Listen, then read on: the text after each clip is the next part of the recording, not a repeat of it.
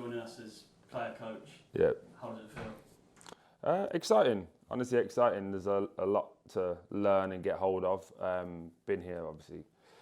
Come here Tuesday night now. Can't forget the days. Come here Tuesday night to obviously watch the game, take it in, see what it looks like, in real time. Because everyone can picture things and like look at this and hear that. But got a real sense of what it was Tuesday. Even though it was in a defeat, I feel like probably should have won the game.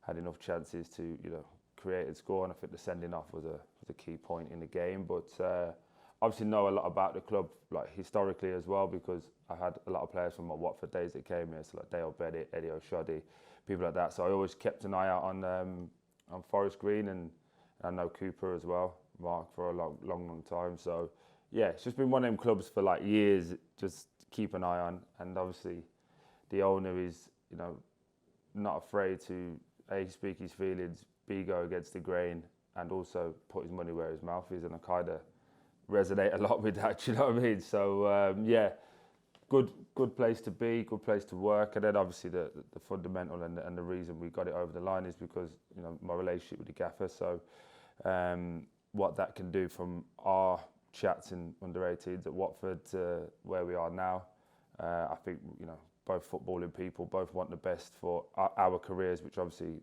then helps and pushes Forest Green forward as well. So we want to be in a position where we're not only delivering on a football pitch, but as you know, like even from today, what we can do from a training ground perspective and behind the scenes. So yeah, hopefully, fans will see some good stuff coming. What does the role of player coach mean to you? What does that look like? A lot of homework. That's what I realised today.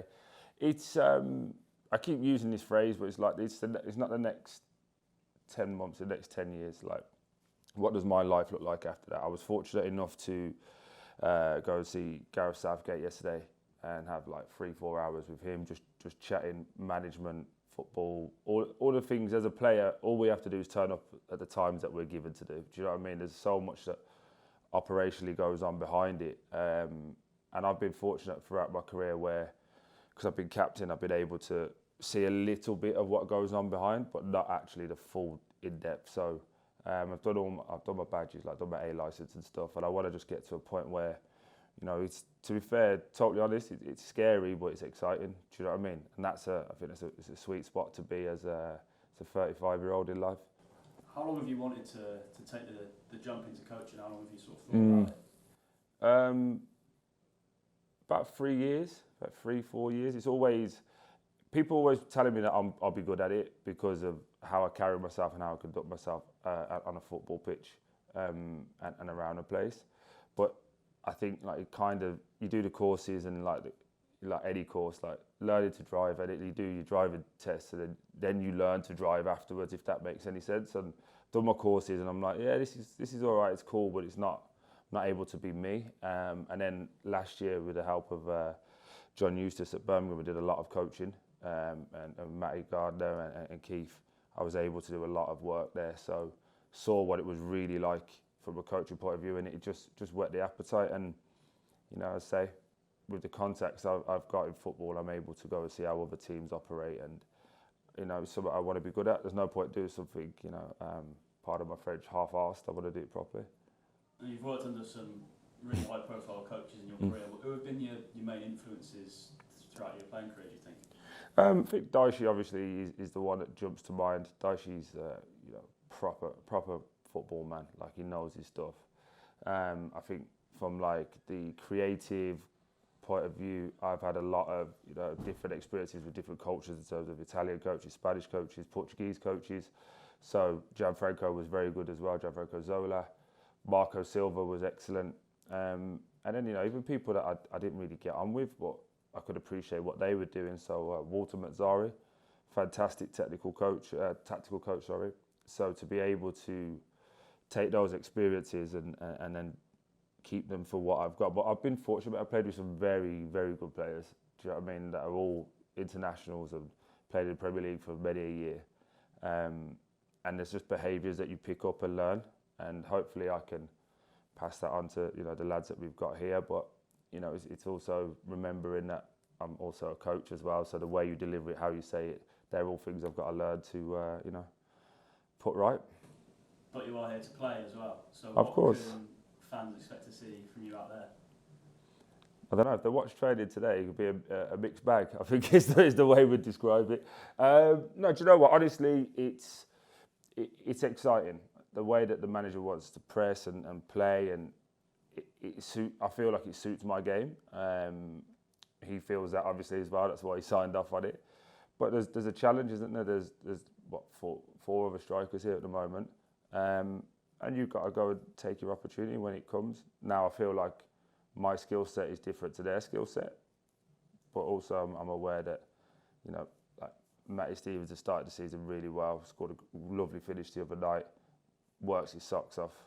The other lads do the same thing, but obviously they're not getting the goals at this moment in time. And we're only 4 games in all 3 in the season, so it's kind of like, will I get my chance now because we lost, or do I have to wait my time? These are the same way a fan's thinking, is the same way I'm thinking. So all I can do is prepare the best I can, train well, and take my chance when it comes. How much can you help these players, the youngsters, but also the likes of Matty Stevens, Tyrese Toye? How much do you think you can help them? I know I can help them. I think with anything, and they can help me as well. Like it's a 50-50. I know I can help them, but it's about being receptive. First of all, you have to know the person. So there's no point me coming in on day one and being like, right, do this, do that, because I was going to turn around and be like, shut up, mate, because that's what I would do. So getting to know them as people, getting to show them what I can do, how I conduct myself on a daily basis, should hopefully make them ask questions and want to know, all right, what was it like when you played the FA Cup final? What was it, these just things that people ask in football. So felt like Cole Frotch a little bit there, say that, but you know what I mean. I think it's just a case of, I know I can help them. I see strengths and I see weaknesses in their game, and the weaknesses we have to be alert to, but also let's accentuate what you actually already are good at. And it's all about winning games. It doesn't matter if I score or if they score. It doesn't matter. Win games, and then we can have enough time to build. You know what this game's like, mate. You lose 5-6 games on the bounce, it becomes more pressing to win than actually develop. So we have to be careful that we're going from a completely new style of play, completely new regime in terms of management and everything off the pitch, but we have to make sure that we're in a position that we're winning games so we can continue that development. Some fans will put 2 and 2 together on Tuesday night. Others will look at the news this evening and what on earth's going on there? Yeah. What's your message to the supporters? It's funny, isn't it? Because Tuesday, nothing was agreed. You was in there, you could attest to that. It was genuinely me coming down to watch the match. I know Mickey Flynn as well at Swindon. I know Chaz at Swindon. So just hand in hand, really. See what this looks like, but also come and catch up with some old friends as well and see what their development is. And also, I didn't have a job, so I had a lot more time, didn't I? So let's call it right. So nothing was agreed until yesterday. But I think we've had conversations in the past, and it's a case of how does that look? How does that feel? Tuesday, as I said, showed me how it can look. And I think, between both boxes, we were very good. It's just, that little bit extra, and I hope I can be that little bit extra.